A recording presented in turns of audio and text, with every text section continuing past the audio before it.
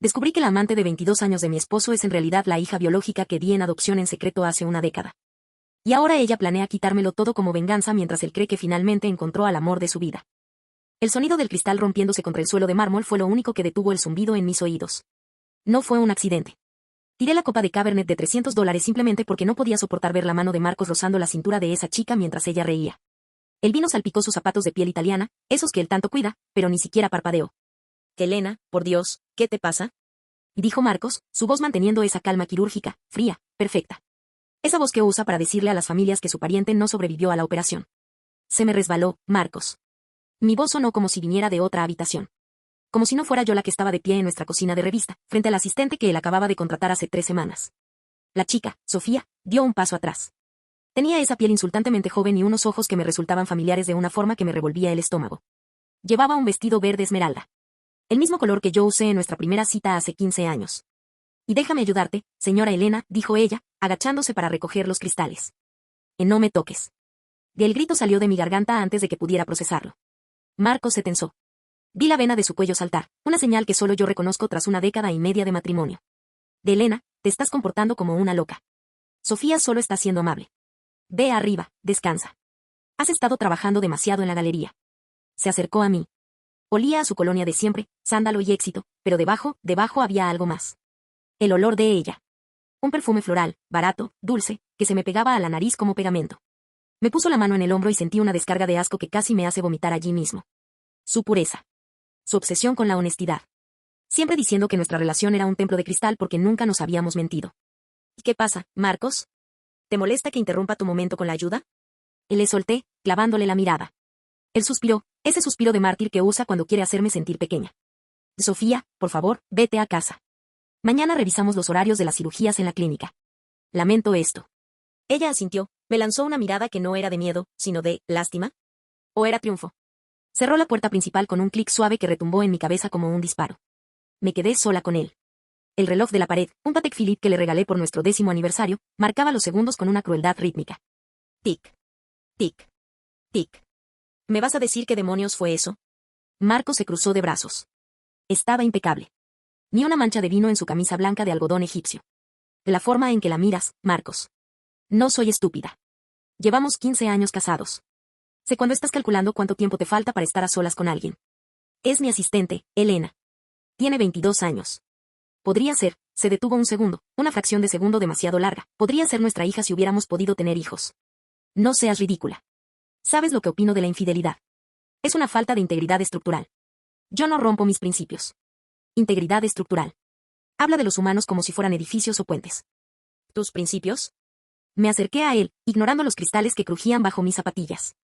Esos mismos principios que te hacen recordarme cada 6 meses que somos la pareja más honesta de este círculo social porque no tenemos secretos. Exactamente. La honestidad es el cimiento de todo. Por eso te amo, Elena. Porque eres transparente. Sentí un escalofrío que me recorrió la columna. Transparente. Si él supiera. Si supiera que cada vez que alaba mi pureza, una parte de mí se muere de risa y de terror. Hace 10 años, cuando su carrera estaba a punto de colapsar por una demanda negligente que no fue su culpa, cuando no podíamos pagar ni la calefacción de aquel apartamento infecto, yo hice lo que tenía que hacer. Acepté aquel contrato clandestino. Una pareja de diplomáticos que no podían aparecer en registros oficiales. Dinero en efectivo. Mucho dinero. Suficiente para pagar a los mejores abogados para Marcos y comprar nuestra primera casa. Le dije que era una herencia lejana de una tía en España. Él lo creyó porque necesitaba creerlo. Nunca supo que durante 9 meses me inventé viajes de negocios y retiros espirituales mientras mi cuerpo incubaba a alguien que no me pertenecía. O eso creía yo. ¿Estás bien? Te has quedado pálida, dijo él, suavizando el tono.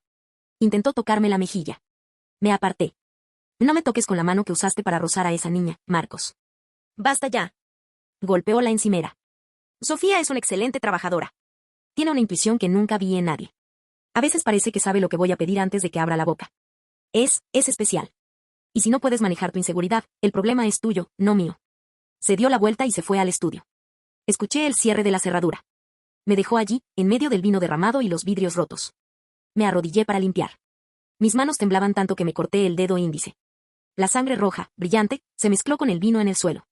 Me quedé mirando la mancha. Especial. Él dijo que ella era especial. Subí las escaleras en silencio. Entré en el baño, cerré la puerta y me senté en el suelo. El corazón me golpeaba las costillas como un animal enjaulado. Saqué mi teléfono. Mis dedos manchados de sangre desbloquearon la pantalla. Entré en la cuenta de Instagram de Sofía. La había estado acechando desde el día 1. Scrolleé hacia abajo. Meses. Años. Fotos de ella en la universidad, fotos de sus perros. Y entonces llegué a una foto de hace 3 años. Ella celebrando su cumpleaños 18. Estaba en una mesa con 2 personas mayores, supongo que sus padres legales. Pero no fue eso lo que me detuvo el corazón. En la descripción decía, agradecida por la vida, incluso por los secretos que nos hacen quienes somos. Almohadilla adopted and proud. Empecé a hiperventilar. Miré mis propios ojos en el espejo del baño. Luego miré los de ella en la foto. La misma forma almendrada. El mismo pequeño lunar justo debajo de la oreja izquierda. Un lunar que yo siempre tapo con corrector pero que sé que está ahí. Me levanté y fui al vestidor de Marcos. Busqué en su maletín de gimnasio. Sabía que él guardaba ahí su iPad viejo, el que no tiene clave porque cree que nadie lo toca. Lo encendí. Mis dedos volaban. Fui a la papelera de fotos. Y ahí estaban. No eran fotos de ellos besándose. Eran fotos que él le había tomado a ella mientras trabajaba. Fotos desprevenidas. Durmiendo en el sofá de la oficina. Leyendo un libro. Pero había una captura de pantalla de un correo electrónico que ella le había enviado a su cuenta privada. El asunto decía, sobre la verdad de mi origen. Mi mundo se inclinó. El suelo desapareció. Leí las primeras líneas y sentí que el oxígeno se convertía en plomo en mis pulmones. Marcos, sé que sientes esta conexión entre nosotros. No es casualidad. Mi madre biológica me dejó una pista antes de desaparecer, y esa pista me trajo directamente a tu clínica. Ella se llamaba Elena. Me dejé caer de espaldas contra los trajes caros de Marcos. El olor a naftalina y dinero me asfixiaba. Ella lo sabía. Ella sabía quién era yo. Y no estaba aquí para ser una asistente. Estaba aquí para ocupar el lugar que creía que le robé al venderla. Pero lo peor no era eso. Lo peor fue la respuesta de Marcos, guardada en borradores, lista para ser enviada. Sofía, lo sospechaba. Tu mirada me decía cosas que Elena nunca pudo. Si lo que dices es cierto, ella nos ha engañado a ambos. No te preocupes, justicia es lo que mejor sé hacer. Él no sabía que era su hija. Él creía que ella era, ¿qué? ¿Una víctima de mi engaño? ¿Una amante con la que podía vengarse de mi falta de honestidad? Escuché los pasos de Marcos subiendo las escaleras. Se detuvieron frente a la puerta del baño. Elena, ¿sigues ahí dentro? Su voz sonaba distinta. Ya no era fría. Era una voz llena de una anticipación oscura, casi excitada. Apagué el iPad y lo escondí bajo una pila de suéteres de cachemira. Me limpié las lágrimas y la sangre con una toalla blanca, manchándola para siempre. Y sí, Marcos. Ya salgo. Abrí la puerta. Él estaba allí, mirándome con una sonrisa que no llegó a sus ojos. Una sonrisa de alguien que tiene el bisturí listo y la anestesia corriendo por las venas del paciente. Mañana vamos a cenar los 3, Elena. Con Sofía. Tenemos mucho de qué hablar sobre el futuro de esta familia. Esa noche no dormí. Me quedé acostada de espaldas, mirando las sombras de las ramas de los robles proyectarse en el techo de nuestra habitación de 3000 metros cuadrados. Escuchaba la respiración profunda y rítmica de Marcos a mi lado. Dormía como un bebé. Dormía como un hombre que acababa de encontrar la pieza que le faltaba a su rompecabezas moral. Cada vez que él se movía y su brazo rozaba el mío, mi piel se erizaba, no de deseo, sino de un pánico eléctrico. Sentía que estaba acostada junto a un extraño que llevaba 15 años usando la cara de mi marido. ¿Cómo podía ser tan ciego? ¿O cómo podía ser yo tan ingenua? A las 3:14 de la mañana, me levanté con cuidado. El suelo de madera crujió, un sonido que juraría que nunca antes había hecho, y me congelé. Marcos no se movió. Salí al pasillo, mis pies descalzos sintiendo el frío del mármol, y bajé al estudio. Necesitaba pruebas. Necesitaba saber cuánto sabía Sofía y cuánto le había entregado a él. Encendí la computadora de la casa, la que usamos para las facturas y la administración de la galería. Mis dedos volaban sobre el teclado, pero mis palmas estaban tan sudorosas que resbalaban. Entré en el historial de búsqueda compartido. Mi estómago dio un vuelco.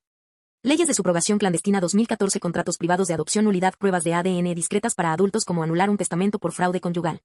Él lo estaba planeando. No era solo una aventura. Era una demolición controlada. Marcos no quería solo dejarme, quería borrarme. Quería usar mi mentira de hace 10 años para invalidar toda nuestra vida juntos, quedarse con la galería, con la casa, con su reputación intacta. Y presentarse ante el mundo como el hombre noble que rescató a su hija perdida de las garras de una mujer calculadora que la vendió al mejor postor. Pero había algo que Marcos no entendía. Algo que Sofía tampoco sabía. La pareja de diplomáticos para la que fui madre subrogada, ellos no eran desconocidos totales. Yo sabía quiénes eran. Y sabía por qué habían desaparecido de la faz de la tierra 2 años después de que ella naciera. No fue un abandono, fue un escándalo de corrupción que terminó en una tragedia que la prensa nunca cubrió del todo. Sofía no era una víctima de mi ambición. Yo fui su salvación. Si ella se hubiera quedado con ellos, estaría muerta o en un orfanato en el extranjero. Yo me aseguré de que terminara con una familia de clase media alta en los suburbios, usando cada centavo de ese pago sucio para aceitar los engranajes del sistema. Me pasé las siguientes 4 horas revisando correos viejos, archivos encriptados en mi nube personal que no había abierto en una década. El olor a café rancio de la oficina me mareaba. Mis ojos ardían. ¿Por qué ahora?, me preguntaba una y otra vez. ¿Por qué aparecer después de tanto tiempo? Entonces encontré el mensaje. Un mensaje en mi carpeta de spam de hace 6 meses que no había visto. Hola, Elena. Sé que no me conoces, pero creo que tú me llevaste dentro. Mis padres murieron y encontré un contrato con tu nombre real, no el alias que usaste. Necesito dinero. Mucho dinero. O le diré al cirujano estrella de la ciudad que su esposa perfecta es una traficante de bebés. Ella me había contactado a mí primero. Me estaba extorsionando. Y como yo no respondí, porque el algoritmo de Google decidió que su amenaza era correo no deseado, ella decidió ir tras la fuente más grande de ingresos, Marcos. Ella no lo amaba como a un padre, ella lo estaba usando como un arma contra mí. A las 7 de la mañana, Marcos bajó las escaleras. Ya estaba vestido con su traje azul marino, impecable. Se detuvo en la puerta del estudio y me miró. Tenía esa expresión de superioridad moral que antes me hacía sentir protegida y que ahora me hacía querer gritar hasta desgarrarme la garganta. ¿Madrugando, Elena? Y dijo, apoyándose en el marco de la puerta. Pensé que estarías cansada después del incidente de anoche. No podía dormir, Marcos. Estaba pensando en la cena de hoy. Forcé una sonrisa. Sentí que mis labios se agrietaban. Qué bien. Porque he invitado a Sofía a un lugar muy especial. El Mirador. Reservé la mesa de la esquina, la que nos gusta. Quiero que estemos cómodos para hablar con total honestidad. Hizo un énfasis asqueroso en la última palabra. Me parece perfecto. Me levanté, cerrando la laptop de un golpe. De hecho, tengo una sorpresa para ella también. Un regalo de bienvenida a la familia. Él arqueó una ceja. Por un segundo, vi una chispa de duda en sus ojos. Pero su ego es un escudo demasiado grueso. Me alegra que estés entrando en razón. Nos vemos a las 8. No llegues tarde. Es una noche que ninguno de los tres olvidará. Se fue. Escuché su coche de lujo rugir en la entrada y alejarse. Me quedé sola en el silencio de la casa. El reloj de la cocina seguía con su tic, tic, tic. Fui a la caja fuerte detrás del cuadro de la sala. Mis manos ya no temblaban. Estaban frías como el hielo. Saqué el sobre amarillo que había guardado durante 10 años por si acaso. El seguro de vida contra mi propio pasado. Contenía el contrato original. Las fotos de los diplomáticos. Pero lo más importante, el informe médico de la clínica clandestina. Un informe que detallaba algo que ni Sofía ni Marco sospechaban. Algo que cambiaría la narrativa de hija perdida a pesadilla genética. Llamé a mi abogado. Necesito que redactes un documento de confidencialidad y una demanda por extorsión. Ahora mismo. Y le di los detalles. De Elena, esto es una bomba, dijo él al otro lado de la línea. Si esto sale a la luz, la carrera de tu esposo se acaba. Y la tuya también. Su carrera ya está muerta, Alberto. Él solo no lo sabe todavía porque está demasiado ocupado oliendo el perfume de una chica que cree que es su boleto a una nueva vida. Yo no voy a caer sola. Pasé el resto del día preparándome. Fui a la peluquería. Pedí que me maquillaran como si fuera a asistir a una gala. Quería parecer una reina antes de la ejecución. Me puse un vestido rojo sangre. Si Marcos quería drama, le iba a dar una tragedia griega. A las 7:45 de la tarde, llegué al restaurante. Los vi desde la entrada. Estaban sentados muy juntos. Marcos le susurraba algo al oído y ella se tapaba la boca mientras reía, esa risa cristalina y falsa que ahora identificaba como el sonido de una hiena. Él le sostenía la mano sobre la mesa. No la mano de un padre. La mano de un hombre que cree que ha ganado el premio mayor. Me acerqué a la mesa. El camarero me retiró la silla. Marcos se levantó a medias, por pura cortesía social, pero sus ojos estaban fijos en Sofía. Llegas a tiempo, dijo Marcos. Sofía y yo estábamos hablando de lo mucho que ella admira tu trabajo en la galería. Qué ironía, ¿verdad? Sofía me miró. Sus ojos brillaban con un odio puro, destilado. Que es un placer volver a verla, señora Elena. Gracias por invitarme a este momento tan íntimo. Oh, el placer es mío, querida, dije, colocando mi bolso sobre la mesa con un golpe seco. No todos los días uno tiene la oportunidad de conocer a la persona que ha estado trabajando tan duro para destruir 15 años de matrimonio basándose en una mentira que ni ella misma entiende. La sonrisa de Sofía se congeló. Marcos frunció el ceño, su tono volviéndose gélido. De Elena, no empieces. Ya hablamos de esto. Sofía me lo ha contado todo. Sé lo de la subrogación. Sé que me mentiste durante una década. Sé que vendiste a esta pobre chica para financiar mis abogados. No tienes autoridad moral aquí. ¿Pobre chica? Solté una carcajada que hizo que las mesas de al lado se giraran. Marcos, eres un cirujano brillante, pero como juez de carácter eres un desastre. Sofía, ¿les dijiste a papá que me intentaste extorsionar por correo antes de venir a buscarlo a él? ¿O se te olvidó ese pequeño detalle en tu historia de huérfana herida? Marcos miró a Sofía. Ella palideció, pero reaccionó rápido. ¿Qué es mentira? Ella está intentando manipularte, Marcos. Yo nunca, ella solo quiere que me odies para que no descubras la verdad completa. La verdad completa, repetí, sacando el sobre amarillo. Vamos a hablar de la verdad completa. Pero antes, Marcos, dime algo. ¿De verdad crees que ella es tu hija? ¿De verdad crees que la genética es tan generosa como para darte una segunda oportunidad con una versión más joven de tu esposa? Que he visto los documentos, Elena. Ella tiene el contrato de la clínica. Que ella tiene una copia de un contrato. Yo tengo el original. Y tengo algo más. Abrí el sobre y saqué el informe médico. Sofía, ¿tus padres diplomáticos te contaron alguna vez por qué necesitaban una madre subrogada de forma tan urgente y secreta? ¿O por qué eligieron a una donante de óvulos específica de una lista negra? Sofía tragó saliva. Sus manos empezaron a temblar bajo la mesa. Marcos, lee la página 3, le pasé el papel. Lee el perfil genético de la donante.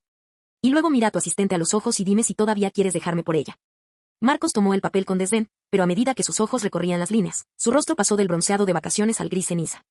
Sus dedos empezaron a apretar el papel con tanta fuerza que lo rasgó. No. Esto no puede ser, susurró Marcos. ¿Qué pasa, mi amor?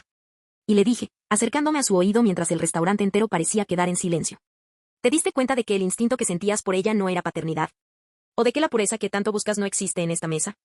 Sofía intentó arrebatarle el papel, pero Marcos la apartó con un brazo, mirándola con un horror que nunca le había visto. Era el horror de un hombre que acaba de darse cuenta de que ha estado caminando hacia un precipicio mientras celebraba el paisaje. Marcos soltó el papel como si quemara. Sus manos, las manos de un cirujano que nunca tiemblan, estaban convulsionando sobre el mantel blanco. Miró a Sofía con una mezcla de náuseas y terror que me dio una satisfacción casi eléctrica.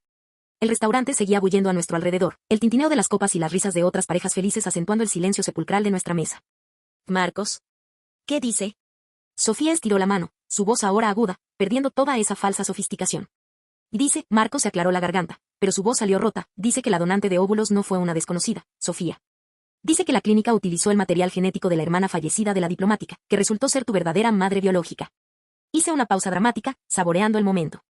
Me incliné hacia adelante, barriendo con la mirada a ambos.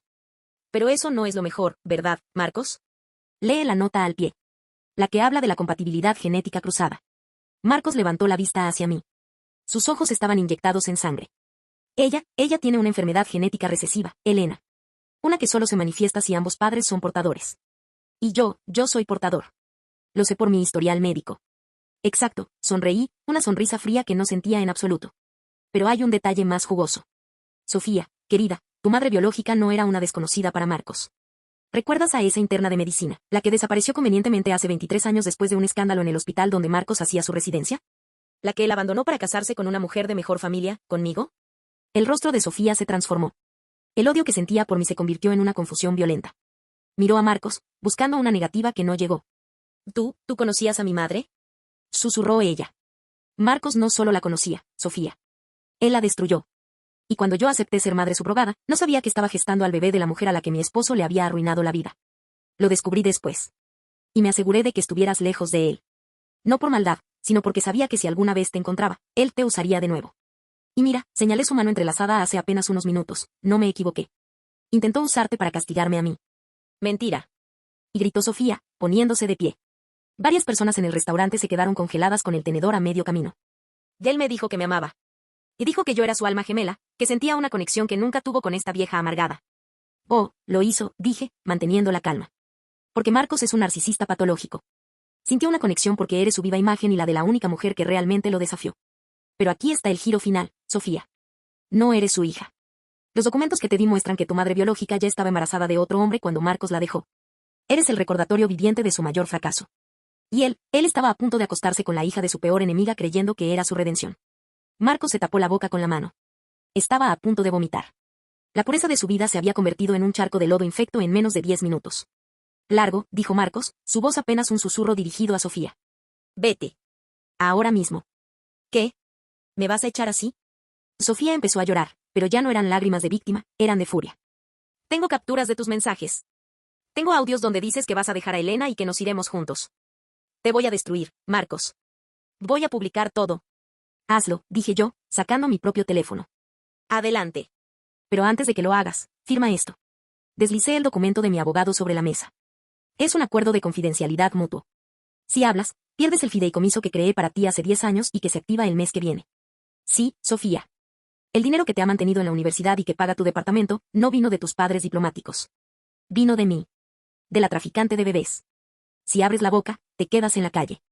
Y si tú, Marcos, intentas pedirme el divorcio alegando mi engaño, presentaré la demanda por acoso sexual que Sofía ya tiene redactada contra ti. Porque ella me la vendió esta tarde por una cifra muy razonable antes de venir aquí. Marcos me miró como si me viera por primera vez. ¿Tú hablaste con ella antes de la cena? Por supuesto. ¿De verdad creías que te dejaría tener el control de la narrativa? Sofía es ambiciosa, Marcos. Se parece a ti en eso. En cuanto le ofrecí asegurar su futuro financiero a cambio de entregarte, no lo dudó ni un segundo. Lo de la cena, lo de la conexión, ella solo estaba actuando para ver hasta dónde llegabas. Y llegaste hasta el fondo del abismo. Sofía tomó el bolígrafo, firmó el documento con un garabato violento, agarró su bolso y salió del restaurante sin mirar atrás. Nos dejó solos. El silencio entre nosotros era tan denso que casi se podía cortar con el cuchillo de la carne. De Elena, Marcos intentó tocar mi mano. Se la retiré como si fuera un leproso. No vuelvas a tocarme, Marcos. Mañana por la mañana, tus cosas estarán en el hotel de la clínica. He iniciado los trámites de separación legal. No será un divorcio ruidoso, porque a ambos nos conviene el silencio. Pero te quedarás sin la casa, sin la colección de arte y con el 30% de tus acciones de la clínica a mi nombre como compensación por los 15 años de mentiras sobre tu integridad. No puedes hacerme esto. ¿Mi reputación? Tu reputación es un castillo de naipes, y yo soy el viento, Marcos. Si intentas pelear, enviaré el historial médico de tu interna y las fotos de esta noche a la junta del hospital. ¿Te imaginas los titulares? Cirujano estrella intenta seducir a la hija de la mujer que destruyó. No te contratarían ni para poner tiritas en un colegio. Me levanté. Me sentía ligera. Por primera vez en 10 años, el peso del secreto no estaba en mis hombros, lo había aplastado a él con él. La cena está pagada, Marcos. Disfruta tu vino. Sabe a ceniza, ¿verdad? Salí del restaurante caminando con la espalda recta, escuchando el eco de mis tacones contra el suelo. El aire de la noche era frío y purificador. Al subirme a mi coche, me quedé mirando el volante un momento. No había moraleja. No me sentía mejor persona. Me sentía vacía, pero era un vacío limpio. Llegué a casa, la casa que ahora era solo mía. Entré en la cocina y vi la mancha de vino que no habían terminado de limpiar. Me serví un vaso de agua, me senté en el suelo y me puse a llorar. No por Marcos. No por la traición. Lloré por la mujer que fui hace 10 años, la que tuvo que vender un pedazo de su alma para salvar a un hombre que nunca mereció ser salvado. Esa noche dormí sola. Y por primera vez en 15 años, no tuve pesadillas. Al día siguiente, Marcos se fue sin decir una palabra. Solo dejó una nota en la encimera: ganaste. Pero ahora que lo sabes todo, dime, ¿quién de los dos es el verdadero monstruo? No le respondí. No hacía falta. Los monstruos no se responden entre sí, simplemente aprenden a vivir en cuevas diferentes. Si les gustó este viaje, no olviden destruir el botón de like y suscribirse para que no se pierdan el próximo Storytime. Soy Relatos de Reddit, y recuerden, cuiden sus espaldas, incluso de su propia sangre. Nos vemos en el próximo video.